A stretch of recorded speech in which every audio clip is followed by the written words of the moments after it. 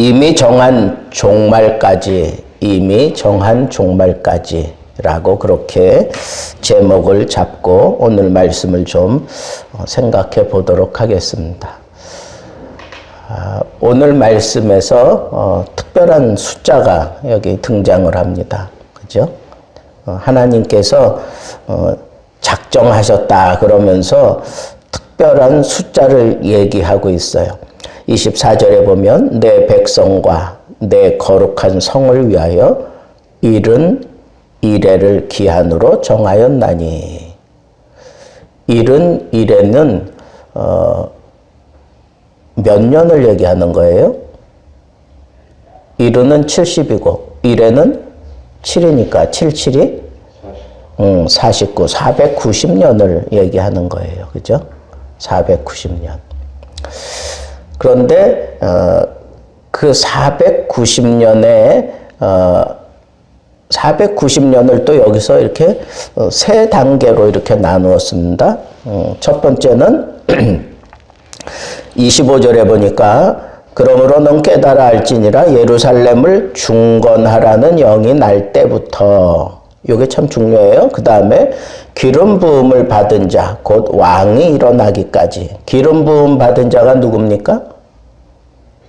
메시아, 그리스도. 기름 부음 받은 자는 바로 메시아를 얘기하는 겁니다. 기름 부음 받은 자, 곧 왕이 일어나기까지 7일에와 62일에가 지날 것이요. 7일에는 아까 얘기했고, 그 다음에 62일에가 지날 것이요 그랬어요. 왕이 그러니까 예루살렘을 중건하라는 영이 날 때부터 그랬는데, 요것은 느헤미야가 근심하는 표정을 지었더니 왕이 너 무슨 근심 있냐 그랬을 때 느헤미야가 내 고향 성이 다 무너져 내렸다. 그렇게 얘기를 했어요. 그리고 묘실도 다 파헤치고 그렇으니 내가 근심할 수밖에 없지 않느냐. 그래서 왕이 그러면 갔다 오너라. 그리고 보냈어요. 그래서 느헤미야가 와서 그 성벽을 그 중건을 새롭게 하잖아요. 그죠? 옛날에 어떤 그 TV 방영을 하면서 그 왕궁을 짓는 데에는 꼭 세 가지가 필요하대요. 첫째는 이 성벽이고, 둘째는 이 궁전이 필요하죠. 궁전이. 그죠? 그 다음 또 하나가 뭘까요? 이 조상들을 모시는 묘가 필요한 거예요. 그래서 지금도 종로 5가에 가면 뭐가 있어요? 종묘가 있어요. 종묘가 뭐예요? 그 조상들을 모시는 그 사당이에요. 그 사당, 묘라고. 그러니까 이 세 가지가 우리나라에는 꼭 필요한데 이게 중국에서부터 이렇게 내려왔겠죠. 근데 이스라엘 땅에도 보면 성전이 있고 그 다음에 성벽이 있어요. 그 성전을 보호하기 위한 성벽이 있습니다. 그리고 그 예루살렘 바로 옆에 거기 뭐가 있어요? 묘가 있어요. 공동묘지 있잖아요. 신들러 리스트 못 봤어요? 신들러 리스트에 보면 마지막에 그 신들러 리스트를 추억하면서 유대인들이 가서 그의 묘를 가서 거기서 뭐 이렇게 하는 장면이 나오는데 바로 거기가 바로 예루살렘 그 성 바로 옆에 있는 그 묘지예요. 근데 아마 유대 사회에도 아마 그런 것들이 아주 중요하게 다루어져요. 선영 뭐 이런 표현 나오죠. 구약 시대에 보면, 구약 성경에 보면 묘실에 그 조상들의 묘실에 들어가 뭐 이런 표현들을 하잖아요. 그런 걸 보면 이스라엘 역사도 다를 바가 없는 것 같아요. 그래서 여기 그 예루살렘을 중건하라는 명령이 날 때부터 그랬어요. 그리고 기름 부음을 받은 자, 그 곧 왕이 일어나기까지. 근데 그 느헤미야가 가서 이 성벽 중건 사역을 하고 그 사역이 마쳐지고 그다음에 거기 그 성전이 튼실하게 되고 그다음에 또 영적으로는 에스라가 또 거기서 이스라엘 백성들을 영적으로 세우는 그런 일들이 이렇게 같이 이루어져요. 그러면서 그 시간이 언제까지 흐르느냐면 여기 보면은 일곱 일에는 7년이잖아요. 그죠? 아니 49년이잖아요. 그 49년이 흘러요. 그게 딱 맞아떨어져.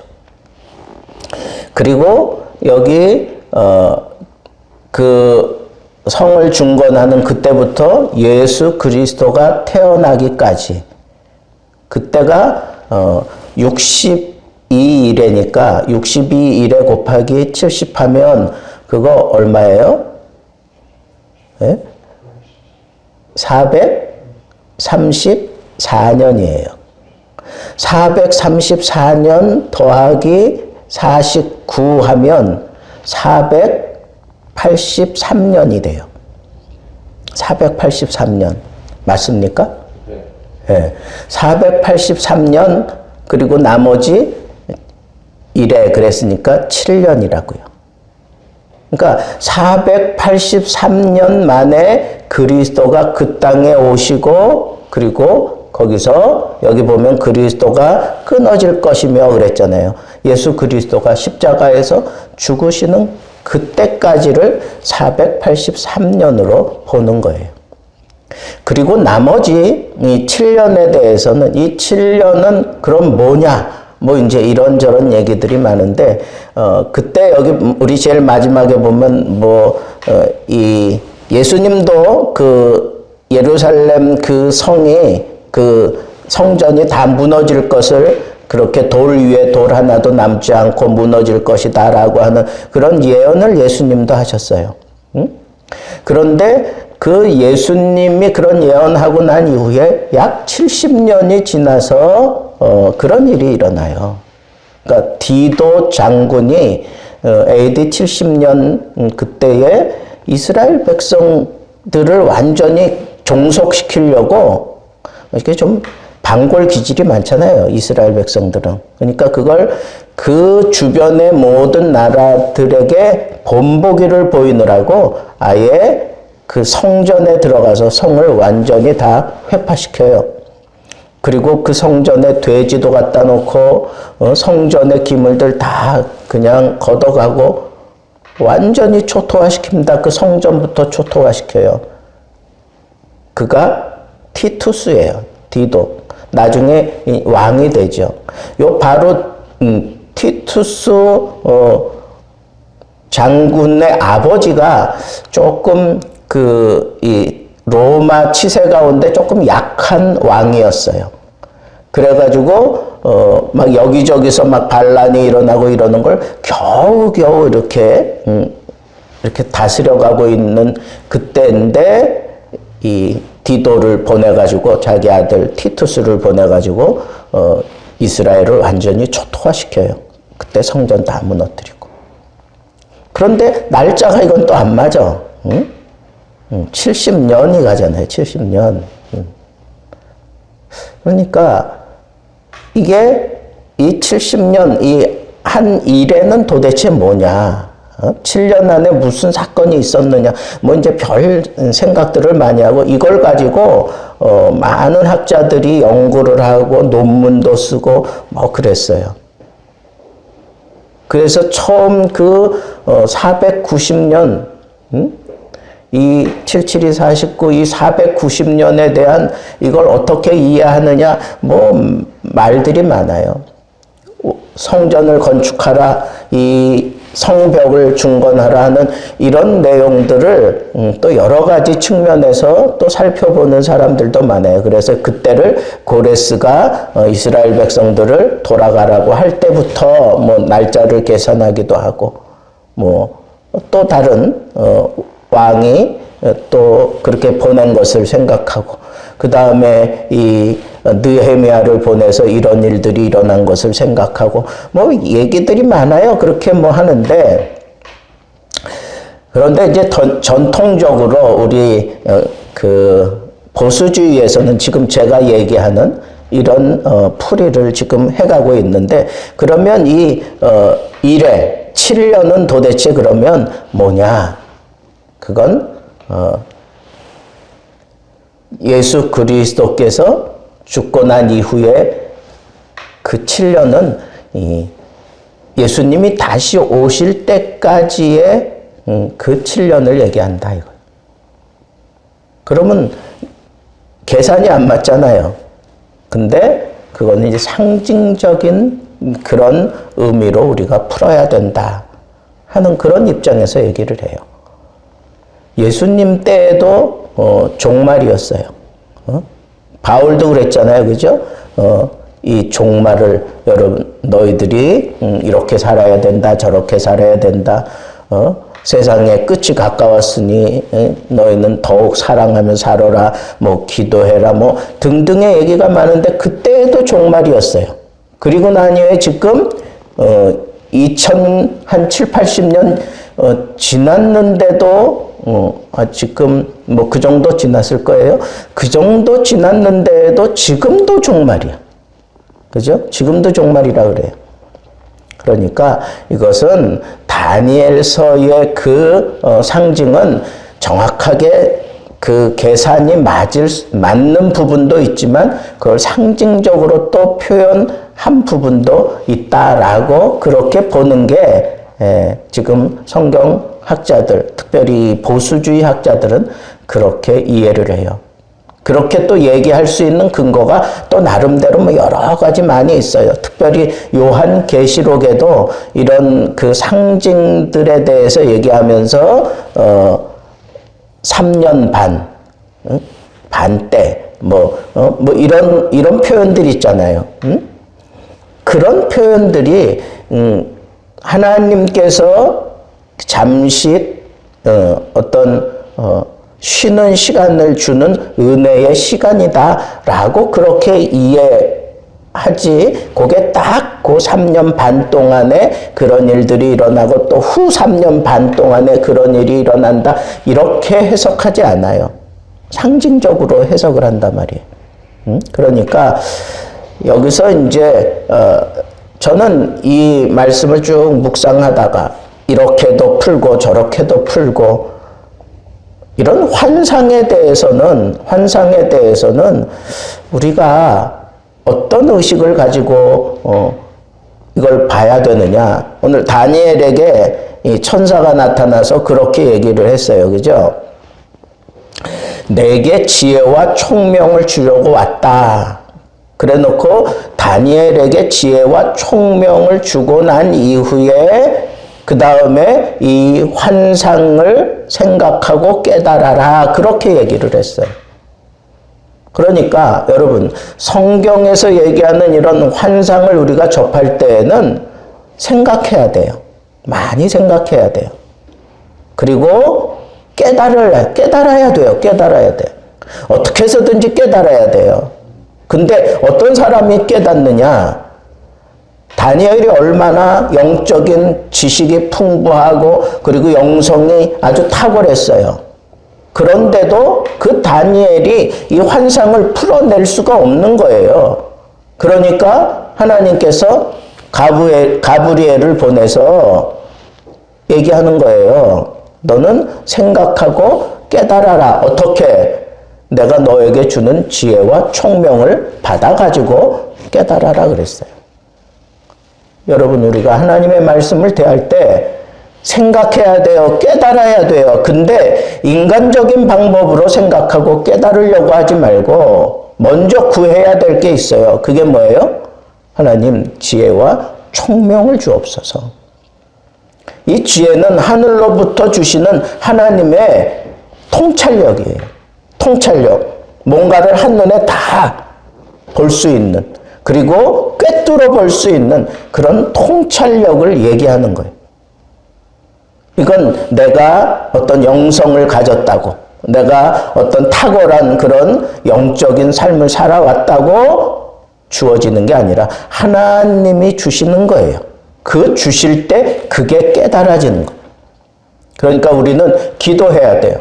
여러분, 이 시대가 지금 우리가 사는 이 시대가 종말의 끝을 향하여 달려가고 있어요. 하나님이 이미 정하신 그 기한은 반드시 우리에게 지금 오고 있는데 끝이란 말이에요. 말세치 말에 우리가 살고 있잖아요. 그럴 때 우리가 기도할 때 이걸 기도해야 된다는 거. 하나님 나에게 지혜와 총명을 주셔야 내가 이 환상을, 이 하나님의 말씀의 비밀을 내가 깨달아 알 수 있습니다. 라고 하는 이런 기도를 하면서 이 환상을 접근해 가야 되는 거예요. 아시겠습니까? 자, 그 다음에 이렇게 77이 49, 49년, 또 434년, 7년, 그때 이런, 일들이 있었으니까 이게 딱 맞는다, 안 맞는다, 그거 연구하세요. 근데 저는 그거 연구하는 사람은 그거 연구하게 놔두고, 우리는 여기, 그런 시대에 하나님이 어떤 일이 일어날 것이다 라고 얘기한 것에 집중하는 것이 더 좋겠다. 더 좋겠다.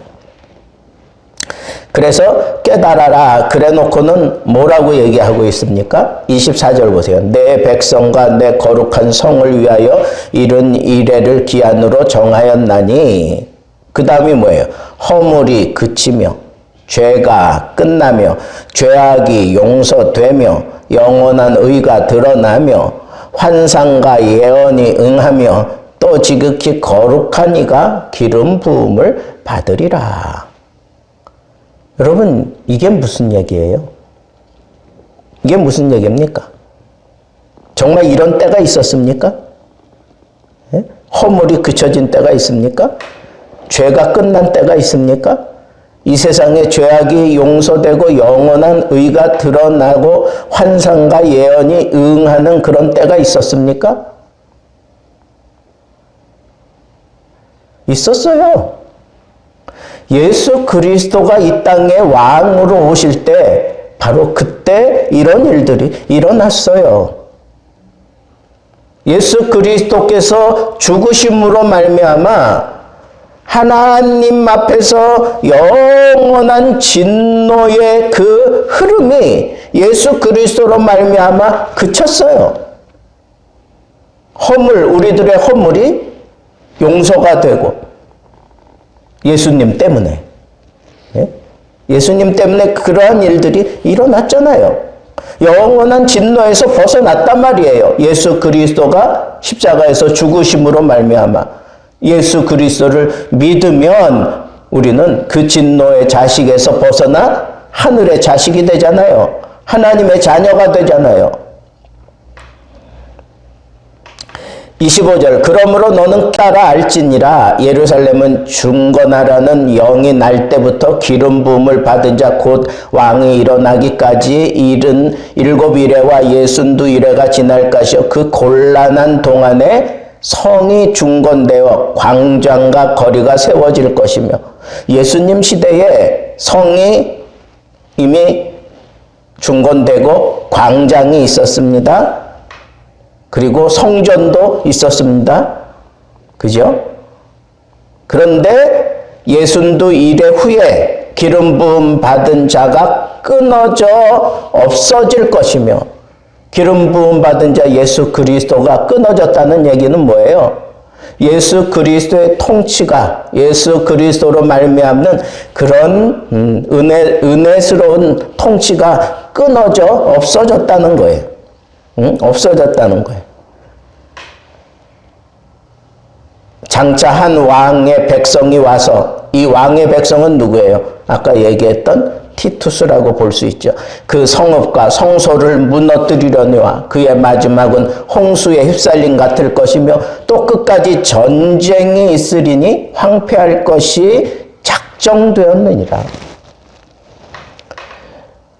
저는 여기서 이런 생각을 했어요. 어떤 생각을 했느냐 하면, 예수 그리스도가 다스리는 그때는 여기 보니까 허물도 용서가 되고 죄도 용서가 되고 영원한 진노에서 우리가 해방이 되고 이러다가 예수 그리스도가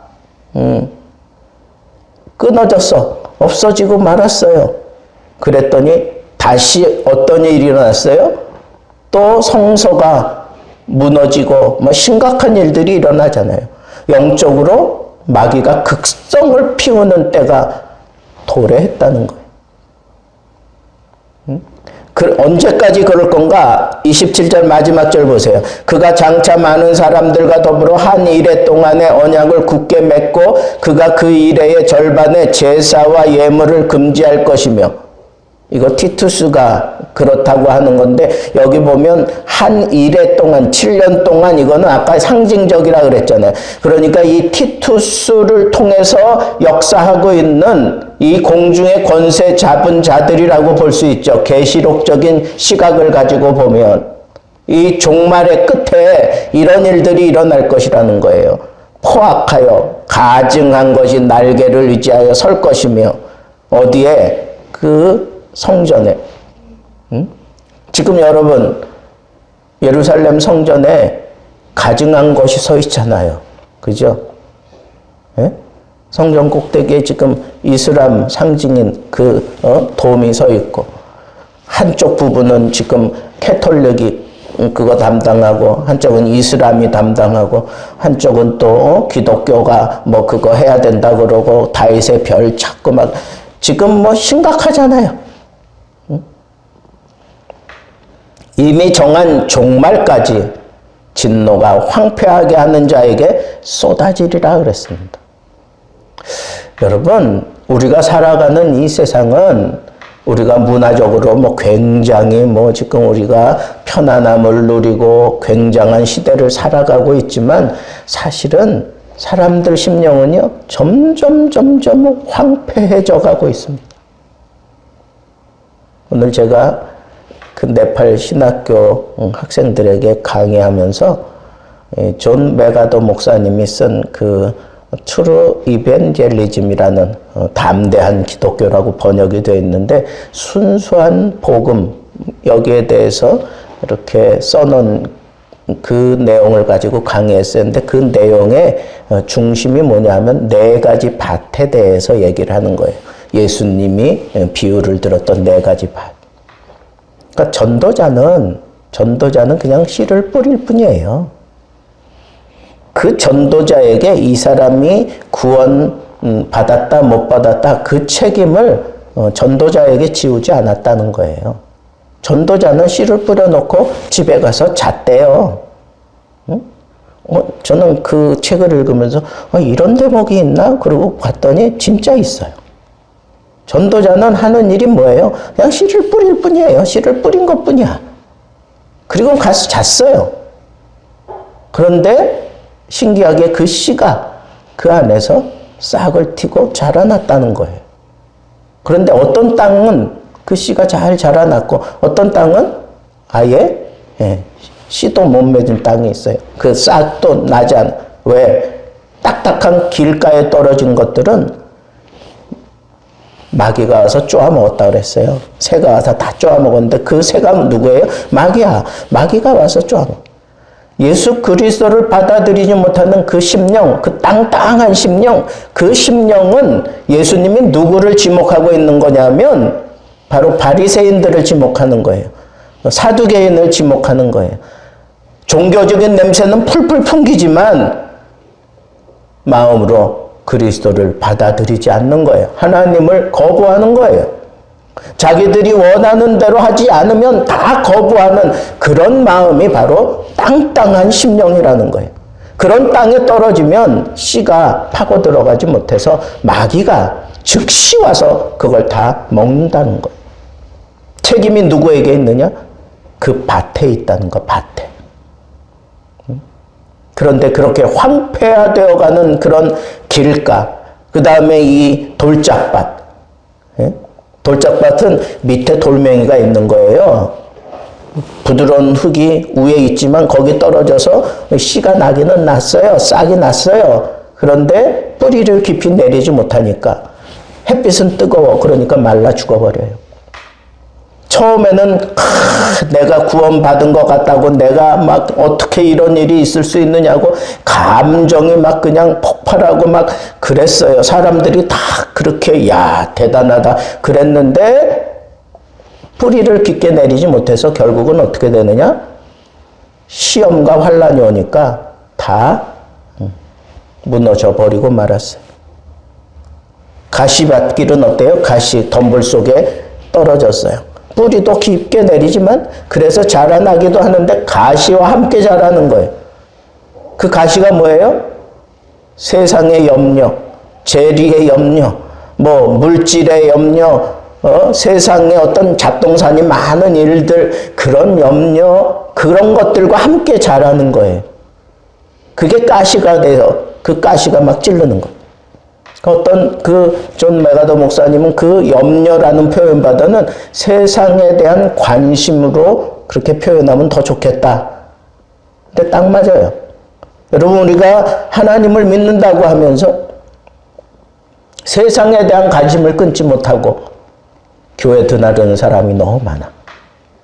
우리가 하나님의 말씀을 들으면서도 세상의 그 관심을 끊지 못해서 지금도 그냥 막 머릿속에 왔다 갔다 하는 그런, 그 뭐예요? 막 그냥 총 쏘고 막 그냥 그런 게임들 있잖아.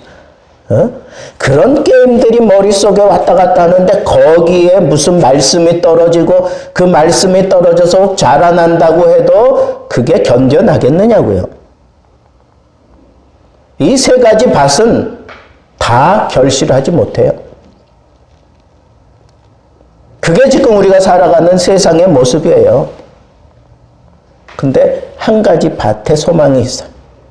그 밭은 옥토예요. 그 옥토는 뭐예요?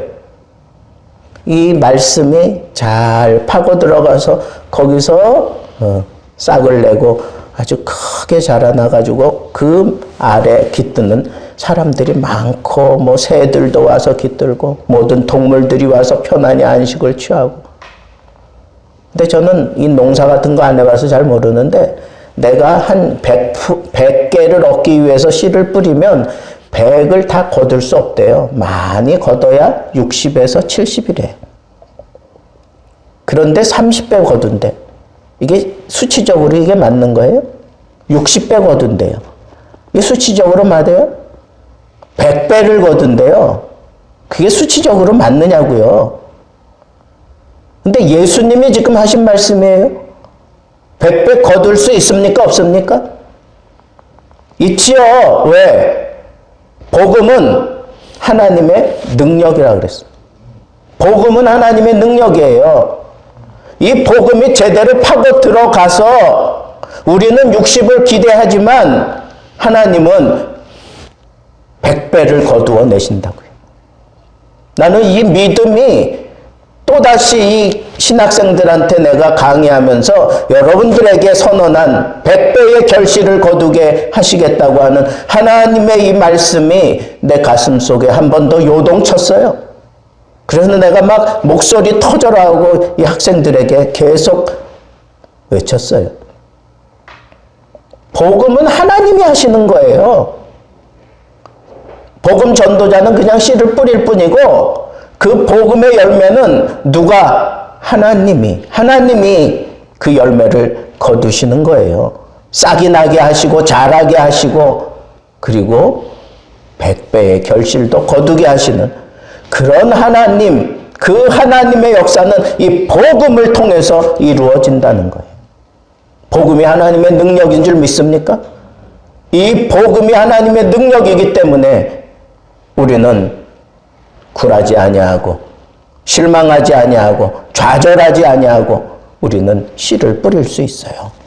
씨를 뿌릴 수 있다고요. 그냥 우리 하는 일은 그냥 씨만 뿌리면 되는 거예요. 내가 뭐 씨를 뿌리고 그 씨를 잘 뭐 발화시키고 그래가지고 자라나게 하고 그건 내가 하는 걸로 착각하지 마세요. 그건 하나님이 하는 거예요. 바울이 그랬어요. 나는 씨를 뿌렸고 아볼로는 물을 부었고 오직 하나님이 자라나게 하시느니라. 그래서 제가 이 복음은 하나님의 능력이다라고 하는 이 사실을 성경적으로 증명하기 위해서 끌어들인 사람이 아볼로였어요. 그 아볼로를 소개하고 아볼로를 증거할 때 그 신학생들이 아멘 하며 기뻐했어요. 여러분, 저는 이 다니엘서 이 종말에 대한 이 예언을 읽어 내려가면서 세상의 이 수레바퀴를 한 손에 거머쥐고 돌리시는 분이 하나님이세요. 바벨론, 메데파사, 헬라, 로마에 이르기까지 그 다니엘을 통해서 세상의 역사가 하나님이 돌리시는 대로 돌아가게 될 것이다 라고 하는 것을 분명하게 보여주셨어요. 그런데 여러분 놓치지 말아야 될 것 있어요. 느부갓네살 왕이 처음에 그 꿈을 꾼 머리, 가슴, 종아리, 그 신상 그것만 있었습니까? 아니잖아요. 공중에 뜨인 돌이 하나 있었어요.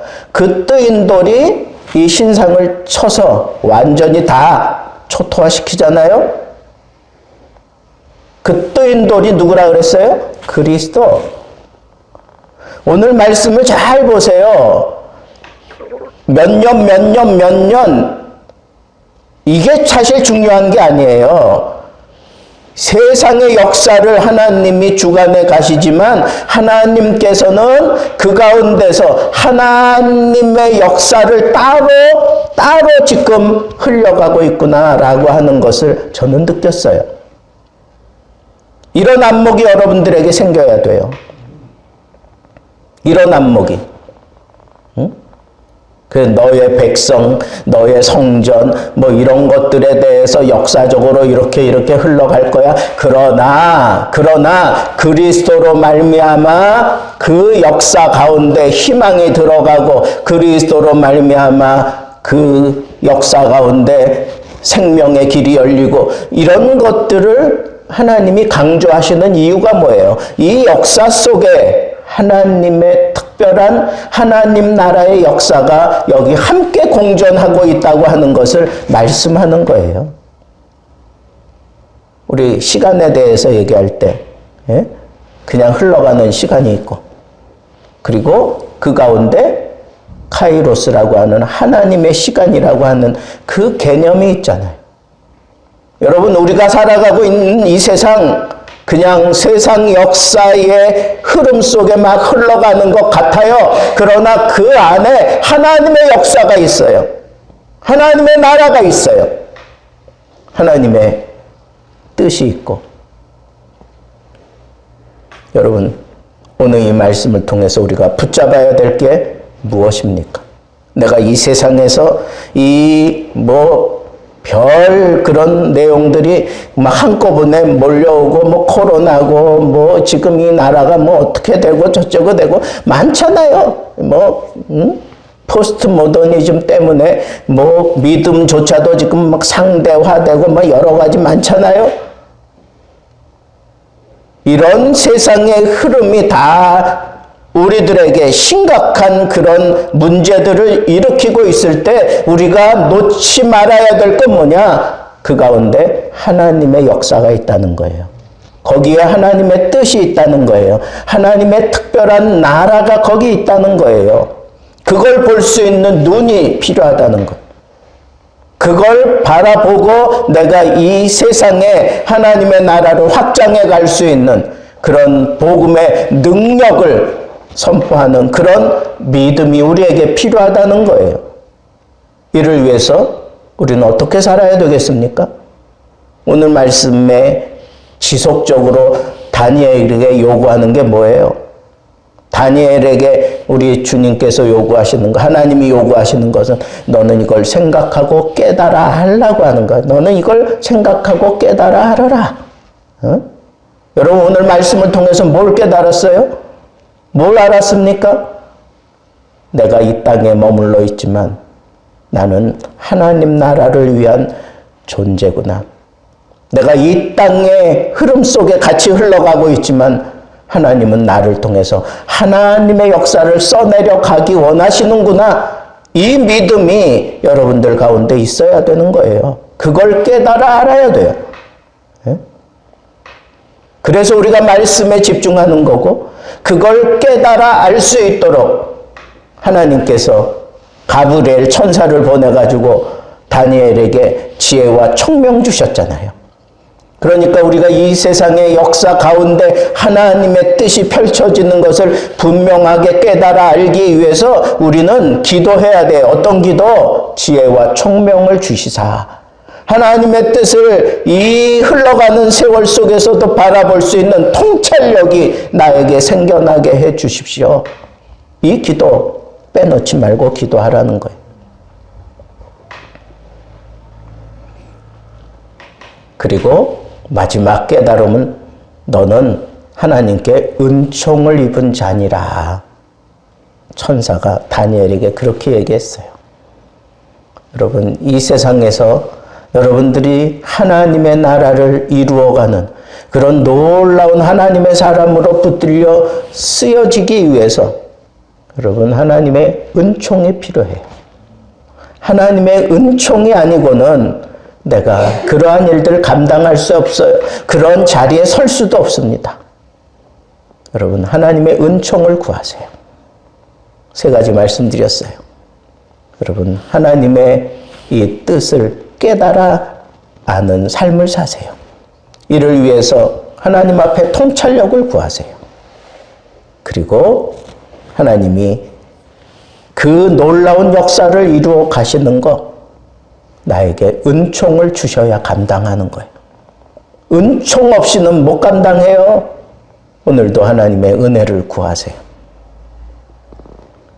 하나님이 이 시대에 꼭 붙들고 사용할 수 있는 다니엘 같은 기도하는 사람, 하나님 말씀 붙들고 씨름하는 사람, 기필코 하나님의 은총을 받아내는 사람 모두 다 되어서 이 시대 가운데 하나님의 나라를 만들어 갈 수 있는 복음의 능력자들이 되기를 우리 주님의 이름으로 축복합니다.